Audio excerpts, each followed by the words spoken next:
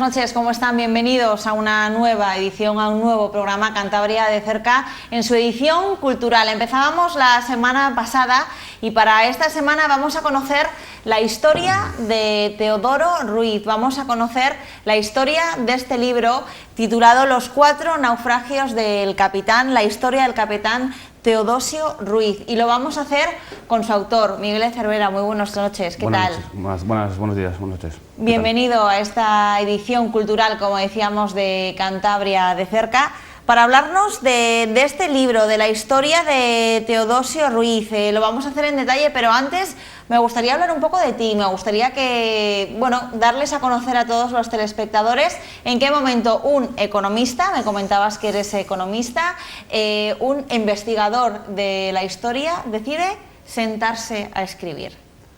A ver, a mí siempre me ha gustado una cosa, habéis dicho Teodoro, es Teodosio. Teodosio Ruiz, sí, Teodosio. Que pasa mucho, que se confunden estos nombres. Confundimos, de hecho te lo voy a confesar, confundo mucho Teodoro y Teodosio, es verdad. Son nombres parecidos. Bueno, pues a ver, yo realmente lo que más me ha gustado siempre es el tema de la historia, siempre lo que más, la historia natural y humana. La historia natural es la historia de la evolución de las especies y todo esto, pero al final a lo que más me he dedicado es a la historia, sobre todo, de España y de Santander, porque me gusta, o sea, es un hobby y en concreto esta historia era la que más quería encontrar. Es que es una historia familiar, es el hermano de mi tatarabuela, entonces yo había oído hablar mucho de este personaje y me fascinaba lo poco que sabíamos de él y en cuanto me encontré ya con él, que ahora si quieres te cuento cómo fue la cosa, pues nada, enseguida me puse a leer todo. Fue como si hubiera encontrado un tesoro, en pocas palabras. Es una historia muy de Santander y además de mi familia, pues el libro se ha escrito solo. El personaje, la verdad, es increíble. Vamos a hablar de ese personaje porque no es tu primera publicación, Miguel.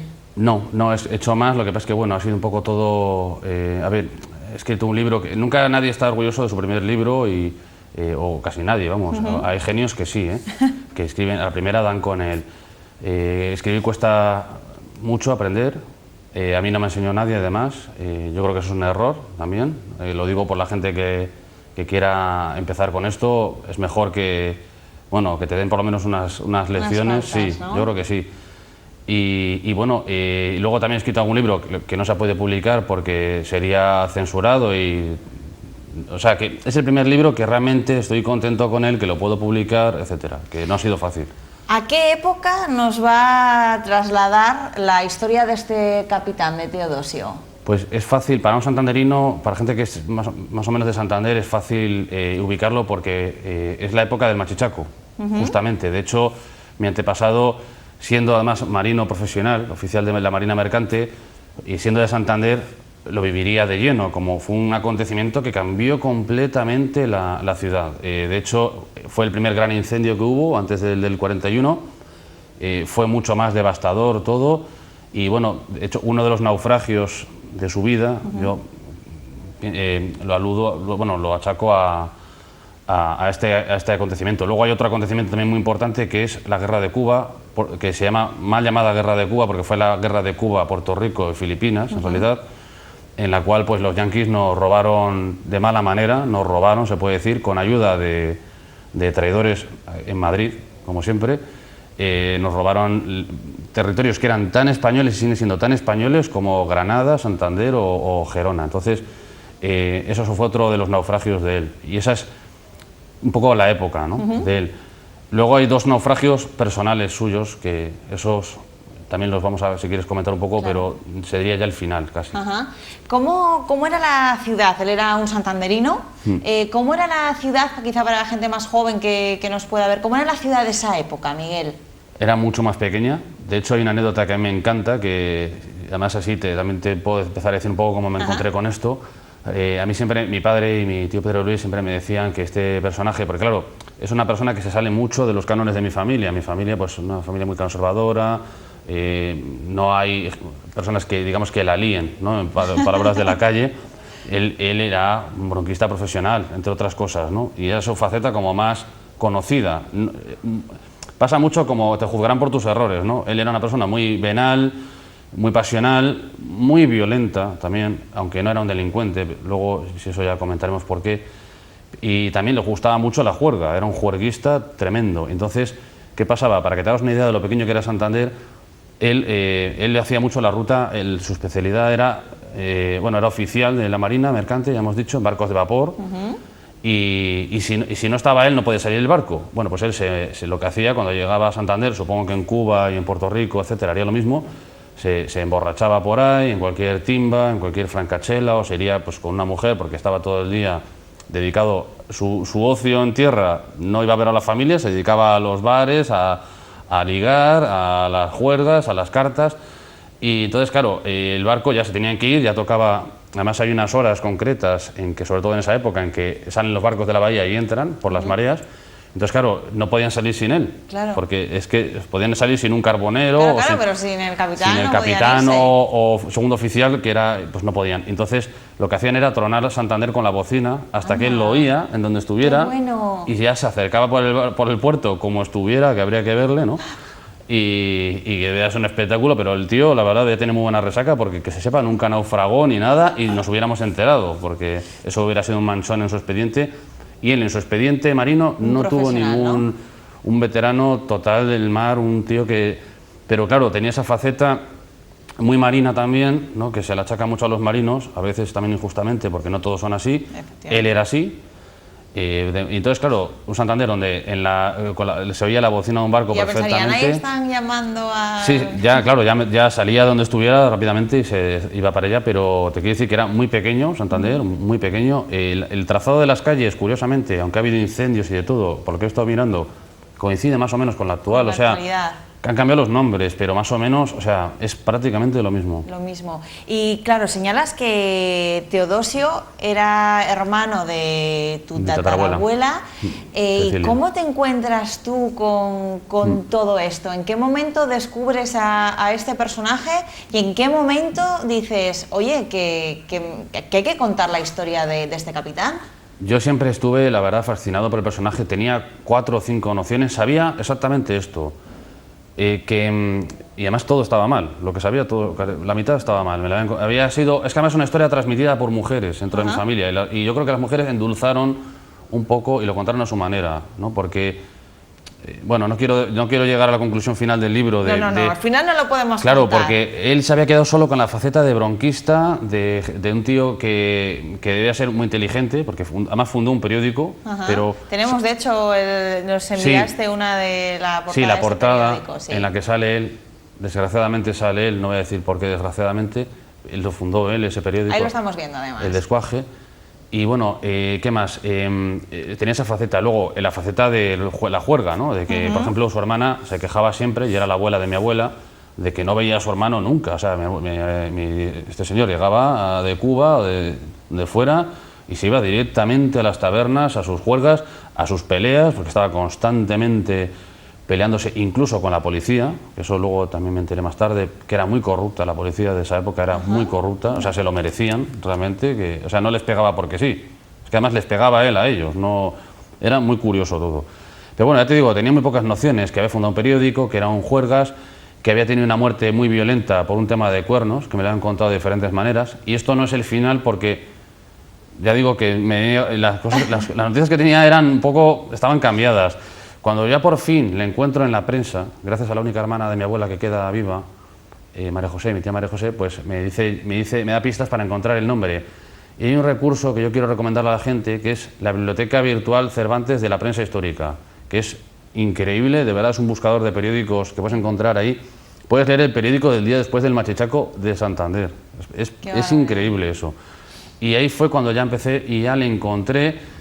Y ya digo, me encontré un aluvión de... Yo ya intuía que, siendo una muerte tan violenta, la que tuvo, porque eso sí que se puede decir que fue todo muy trágico, conmovió a Santander lo que pasó, no voy a decir exactamente lo que pasó, además pudo morir de varias maneras, porque bueno, era una persona que iba hacia su destino, o sea, iba hacia una muerte, sí o sí, una muerte horrible, joven, estaba todo el día jugándosela, ¿no? De muchas maneras.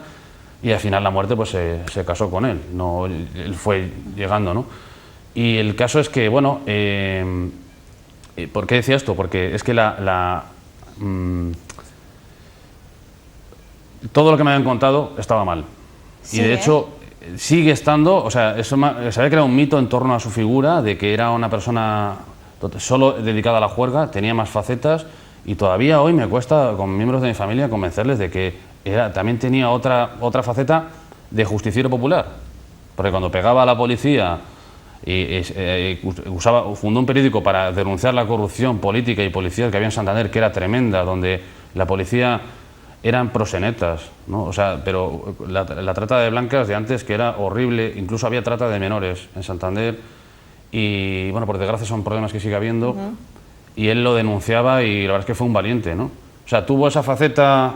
Sí, digamos que lo que se conocía por la ciudad de la época eran sus follones, sus problemas, que le gustaba estar en tabernas, como tú señalas, pero quizá no se le reconocía tanto esa faceta de justiciero, de causas sociales que señalas que también tenía, ¿no? Pero de la que no se hablaba. Bueno, en su época se hablaba de las dos. Sí. Sí, la verdad es que sí. De hecho, es curioso cómo dividió la ciudad, o sea, hubo una polémica realmente conocida en la ciudad de Santander de esos años. Conocidísimo, tanto él como sus enemigos. Yo en el principio del libro pongo una lista de amigos y enemigos de él y eran, pues, entre unos y otros. Es que, curiosamente, es que esto es lo más curioso de todo, mi antepasado, siendo una persona de la clase social más alta que podía haber, de hecho su cuñado tenía una calle en Santander, que luego se la han quitado, no sé por qué. O sea, siendo capitán de la Marina Mercante, o sea, un estatus muy alto, intelectualmente debe ser una persona muy inteligente y muy culta, además muy irónico, un tío, la verdad es que era carismático, y sin embargo parece como que se había atraído por el mundo del bronce, de los jugadores, de tal, pero es que también curiosamente en el otro bando en el que él se enfrentó siempre, aparte de los delincuentes comunes que había en Santander, que eran pues chorizos, proxenetas, de todo, el comisario de Santander fue siempre su peor enemigo. Es curioso que una persona que lucha contra la justicia, su peor enemigo sea un comisario que existió, que se llamaba Narciso Tomás, y que fue comisario durante muchísimos años en Santander. Y bueno, tienen un enfrentamiento ahí a muerte. Luego aparece ya un último enemigo, que ese ya lo dejo ahí para el que quiera leer el libro, porque ya es otra historia, ¿no? más larga, más complicada. Pero tuvo siempre unos enemigos, o sea, él era una persona un líder social, pero sus enemigos también eran de su altura, digamos, ¿no? Pero curiosamente, también el gobernador incluso le tenía miedo a mi antepasado. O sea, es curioso que las fuerzas del orden, me explico, que le tuvieran miedo y que fuera incómodo para ellos. ¿Por qué? Porque eran unos corruptos. Miguel, ¿cómo ha sido el proceso bueno, hasta dar con el nombre, con la persona? Imagino que haya sido difícil, pero ¿cómo ha sido todo el proceso para recopilar, para documentarte sobre toda la historia? Porque insistimos que es una historia 100% real, ¿no? Es que la verdad es que he sido un poco tonto en esto, porque ya había personas o sea, mi antepasado sale en varios libros ya de Santander y tenía hasta las pistas para encontrarle, porque hay dos vertientes de él. Una, la forma en que murió, que fue totalmente tremenda, entonces sale ya, solo por eso sale en un libro que se llama Crímenes nada ejemplares, de Viadero. Que tenemos la ilustración, además, también. Esa es la ilustración que le retrata muy bien, además en la apoteosis de sus broncas, con una pistola en la mano en unos billares de Santander. Bueno, es que era como un cowboy, vamos, es que era el Santander de los cowboys, literalmente. De hecho, el fundador del diario Montañés de la época, cuyo seudónimo era Pedro Sánchez, curiosamente, por una novela de Pereda, que se llama así, curiosamente, se quejaba, ¿no? Cuando ya la corrupción de Santander... Es que Santander se convirtió en una especie de Montecarlo, en un sitio, más bien diría yo, en un sitio tipo Nevada, tipo Las Vegas, o sea, con gente armada por las calles, timbas ilegales, muchísima prostitución, gente que iba y que venía. ¿Pero por qué? Porque Santander era un sitio estratégico, o sea, era la ciudad de moda de todo el norte de España. Probablemente, si no estábamos a la altura de Bilbao, igual estábamos hasta por delante. Luego todo eso cambia, ¿no? Pero éramos el puerto de las Antillas. Por aquí emigraba muchísima gente, y por eso el Marqués de Comillas también, o sea, o el Marqués de Valdecilla, son personajes también de aquí, porque hay una relación muy concreta entre Santander y Cuba, muy fuerte, y también Puerto Rico y demás. Entonces también el AMPA se vio atraído por eso. Entonces mi antepasado estaba en medio de todo eso, ¿entiendes? O sea, que no era una cosa que... Y bueno, me preguntabas cómo había llegado a él. Bueno, ya digo que en mi familia nunca se ha perdido del todo el recuerdo de este personaje. Pero, ya digo, me viene por mujeres todo esto, porque mi tatarabuela se lo contó a mi bisabuela, que se lo contó a mi abuela. O sea, que yo creo que lo suavizaron mucho todo y como que trataron un poco de olvidar cosas que... en el libro está, a lo mejor, las claves de por qué eso fue así, ¿no? Y aparte yo creo que también mi tatarabuela pues debió ser muy doloroso para ella, era su hermano, claro. Y era un poco bala perdida. Sí quiero decir una cosa muy importante, el poeta José de Ríos Sainz, Pic, alias Pic, que la estatua está en la Magdalena, le admiraba completamente a mi antepasado, era su ídolo, era el ídolo, es que Teodosio Ruiz era el ídolo de la juventud de Santander. Todos querían ser como él, el tío más macho, el mejor marino, el más valiente, tenía duelos, las mujeres, según Pic, se le disputaban, o sea, es que era una cosa como, debía ser un tío, un macho alfa de estos tremendo, ¿no? Y Pic era, bueno, de hecho, Pic siempre tengo la carta, viste que te pasé la carta de él en la que le dedica media carta hablando de marinos de Santander a él, o sea, es que nunca le olvidó, era como su ídolo de juventud. Y es curioso, ¿no? Siendo un tío como Pic, que le conoce todo el mundo, ¿no? Y sin embargo, su ídolo era este y no le conoce nadie. Además, Miguel, muchísimas anécdotas, muchísimas situaciones en las que se veía cuando volvía de esos viajes a Santander, pero que también le pasaban infinitas anécdotas y historias que podrías contar en esos viajes, ¿no?, que realizaba. Claro, es que y guardamos una muy bonita, que ya Pic la nombra en su carta, que dice que además es que no se habló de otra cosa en Santander en su momento, y es que estaba en una taberna en La Habana, que ya digo que era como Santander II. La Habana en esa época era también, es la gran ciudad del Imperio Español en América, sin lugar a dudas, probablemente junto a Cartagena e Indias, alguna más, pero de lo que nos quedaba era una base militar importantísima, comercial, ¿no? Pese a la decadencia actual, es que ahora estamos viendo un Santander y una Habana que son la decadencia de aquello, total. Pero en esa época era increíble o sea, la relación entre esas dos ciudades en concreto y lo que eran esas ciudades. Pues en La Habana estaba con un señor de Arredondo, ¿no? Con otro marino, sí, pero claro, porque la relación era total. Y resulta que entró un ñáñigo, un señor de raza negra, de la secta de los ñáñigos, que es otro misterio que también saca a la luz con todo esto, una secta que sigue existiendo, curiosamente, una secta afroamericana, afrocubana sobre todo, que se mueve sobre todo y se movía mucho en el puerto de La Habana, y que fundamentalmente eran negros libertos, o sea, esclavos o que habían dejado de ser esclavos. Luego empezaron a admitir a mulatos y a blancos, pero eran como el antecedente clarísimo de las bandas latinas actuales, o sea, más bien en la delincuencia que en otra cosa.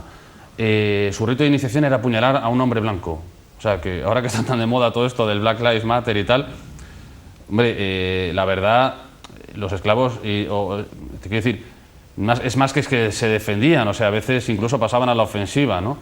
Y fueron declarados una asociación ilícita y demás. Bueno, pues estando en una taberna con este señor de Arredondo, mi antepasado, un ñáñigo de estos, además creo que Pic dice de él que era ciclópeo, o sea, que debía ser también un tío, como dicen en México, bien mamado, ¿no? Un tío grande y fuerte, insultó a la bandera de España delante de él. Y entonces mi antepasado se levantó, se desafiaron y se dieron... No se sabe cómo acabó el duelo. Yo ahí cuento un poco cómo yo creo que fue con los datos que tengo, ¿no? Pero eso fue súper comentado en Santander porque debió ser un duelo a muerte. O sea, los ñáñigos, yo por lo que sé, no bromeaban con esto. O sea, era directamente el arma blanca. O sea, machetazos, vamos, en pocas palabras. Y entonces, bueno, yo creo que... Y eso, ya digo, en Santander... Claro, tú piensas que es una persona de la Yese de Santander, de la época... batiéndose en un duelo con un delincuente enorme, ¿no?, en su territorio, o sea, que es una historia, yo creo que impresionante. Siempre fue la oveja negra, aún así, en mi familia. Un libro que como pueden ver está cargado de anécdotas de la historia de este capitán mercante, que también era conocido en la ciudad de la época como alias el Piloto. Sí. ¿Por qué? Porque durante muchos años, el piloto de los barcos, en esa época, aunque parece en las películas, nos da la impresión de que el piloto es cualquier grumete que entra en el barco según llega y tal. Bueno, no era así, o sea, tenía que ser un oficial, ¿vale? Como es lógico, porque imagínate, es que si no habría naufragios, imagínate que el primero que entra por el barco le dice, no, tú al timón. No, era el puesto de más y sigue siendo uno de los puestos de más responsabilidad, lógicamente, y durante muchos años él fue subiendo en la escala de oficiales, ¿no? Hasta llegar a capitán, de barcos a más grandes de su época. Estamos hablando de la época justo anterior al Titanic, entonces no estamos hablando el Titanic, el Olympic, el Gigantic, todos estos fueron ya una saga de vapores gigantes. Claro. Estos eran más pequeños, de hecho el que tenga curiosidad por ver de qué tamaño eran los barcos lo tiene muy fácil. En Santander, detrás de la estación del ferry, en el parking ese que hay, han pintado en el suelo la silueta del Machichaco, justo donde estalló, porque ahora eso es tierra, ese es el parking. Entonces se puede ver que, hombre, que eran barcos, bueno, eran grandes, pues de largo serían como 6 o 7 veces este estudio, bueno, no estaba mal, ¿vale? Pero no eran tan...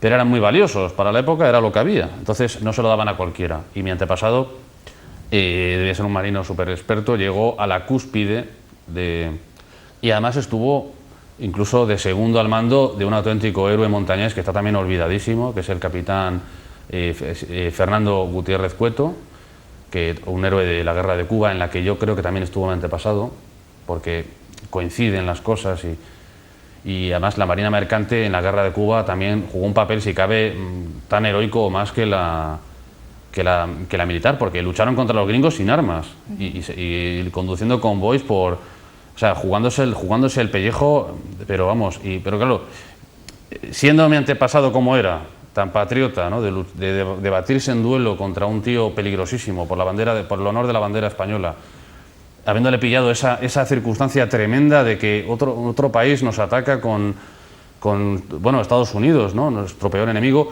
nos ataca con todas sus fuerzas y cómo no iba a estar él, ¿no? Estando además el que luego fue su capitán. 2 años después estaba de segundo de este otro héroe. Era una generación de verdad de héroes y yo les admiro muchísimo, vamos.